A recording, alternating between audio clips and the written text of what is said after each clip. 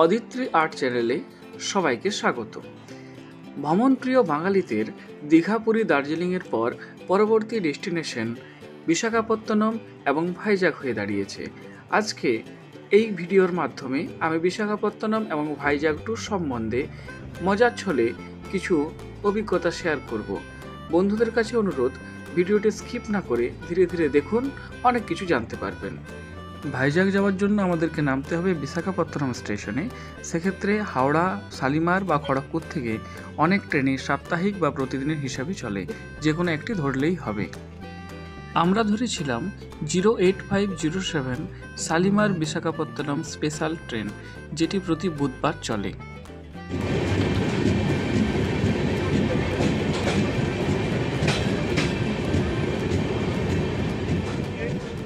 Train ছিল মোটামুটি পরিষ্কার পরিচ্ছন্ন, কিন্তু সেই দিন ভদ্রকের কাছে নন ইন্টারলকিং কাজ চলার জন্য ট্রেন কিছুটা লেটে চলছিল এবং প্রায় 2-3 বার দাঁড়িয়ে যাওয়ার পর আমরা প্রায় 3 ঘন্টা দেরিতে চলছিলাম। তো বোরিং কাটানোর জন্য আমার যারা বন্ধুরা ছিল তারা কিন্তু ট্রেনের মধ্যেই তাস খেলা শুরু করে দিয়েছে। তাস খেলা এমন একটি খেলা যে আমাদের যাত্রার যে বোরিং সেটা বোঝাই যায় না। আমি যেহেতু তাস খেলা বুঝিনি, তাই আমি জানলার ধারে, কখনো দরজার ধারে, এবং এই মুহূর্তে আমরা পেরোচ্ছি সুবর্ণরেখা নদী, যে সুবর্ণরেখা নদী এখন উড়িষ্যার উপর দিয়ে রয়েছে। এছাড়াও ঝাড়খণ্ড এবং পশ্চিমবঙ্গের উপর দিয়েও কিন্তু এই সুবর্ণরেখা নদী পেরিয়ে গেছে। এই সুবর্ণরেখা নদীর উপর ব্রিজ, সেই ব্রিজের উপর আমরা এবং দেখতে দেখতে পৌঁছালাম বাল্যেশ্বর স্টেশন। ট্রেন বাল্যেশ্বর ছাড়ার পর ভদ্রক ঢোকার আগে আমরা বুঝতে পারলাম যে ঠিক কি কাজ হচ্ছিল রেল লাইনের উপরে, এবং এটুকু আমরা বুঝলাম, আমরা যে ইতিমধ্যে 3 ঘন্টা দেরি করে ফেলেছি রাস্তাতে, সেই দেরি আর কোনো মতেই মেকআপ করা সম্ভব নয়।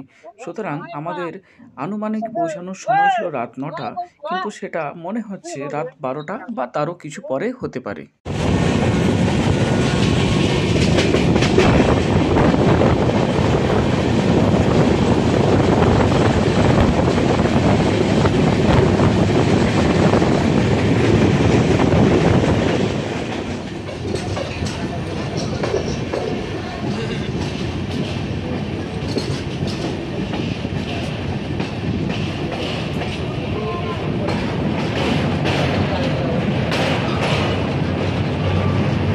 এরপর আমরা ধীরে ধীরে পেরোচ্ছি ব্রাহ্মণী নদীর ব্রিজ। ব্রাহ্মণী হল পূর্ব ভারতের উড়িষ্যা রাজ্যের একটি প্রধান নদী, যা বর্ষার জলে পুষ্ট। ব্রাহ্মণী শঙ্খ এবং দক্ষিণ কোয়েল নদীর সঙ্গম দ্বারা গঠিত হয়েছে এবং সুন্দরগড়, দেওগড়, আঙ্গুল, টেঙ্গানল, কটক এবং জাজপুর জেলার মধ্য দিয়ে প্রবাহিত হয়েছে। ব্রাহ্মণী নদীকে গঙ্গার ডান তীরের উপনদী বলা হয়। ব্রাহ্মণী ধামরাতে বঙ্গোপসাগরের সাথে মিশে যাওয়ার আগে একটি বৃহৎ বদ্বীপ গঠন করেছে। মহানদীর পরে এটি উড়িষ্যার দ্বিতীয় প্রশস্ত নদী। আমরা দেখতে পাচ্ছি ব্রাহ্মণী নদীর জল কিন্তু খুবই পরিষ্কার। এখন শীতকাল বলে সেরকমভাবে জলের কোনো প্রবাহ নেই। অধিকাংশ জায়গায় কিন্তু বালি দেখা যাচ্ছে।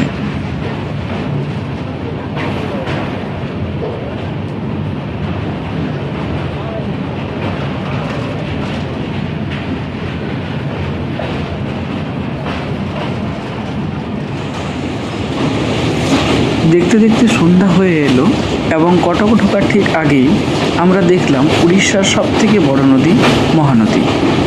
এই নদীর রাত্রের দৃশ্য সত্যি মনোমুগ্ধকর। ডিং ডং একটি ঘুম আর পৌঁছে গেলাম বিশাখাপত্তনম।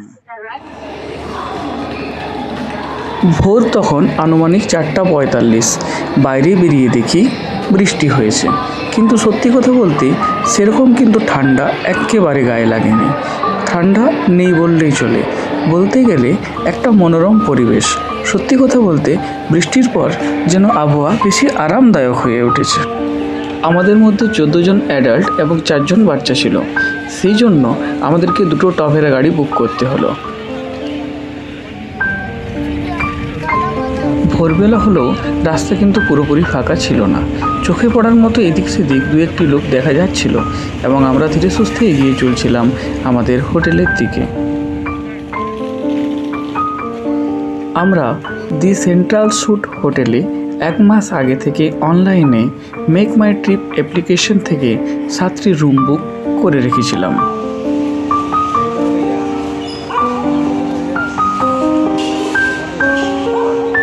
এবার আমরা সীমাচলম মন্দিরের দিকে যাত্রা শুরু করলাম।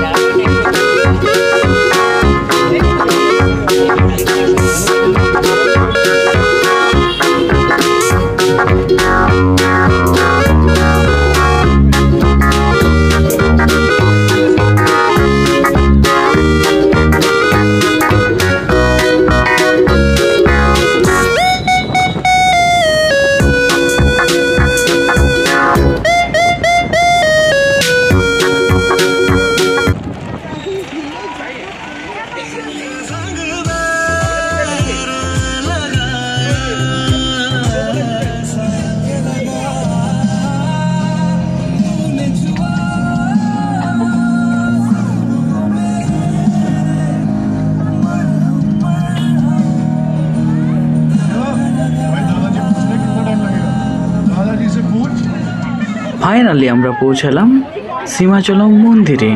এসো দেখা যাক।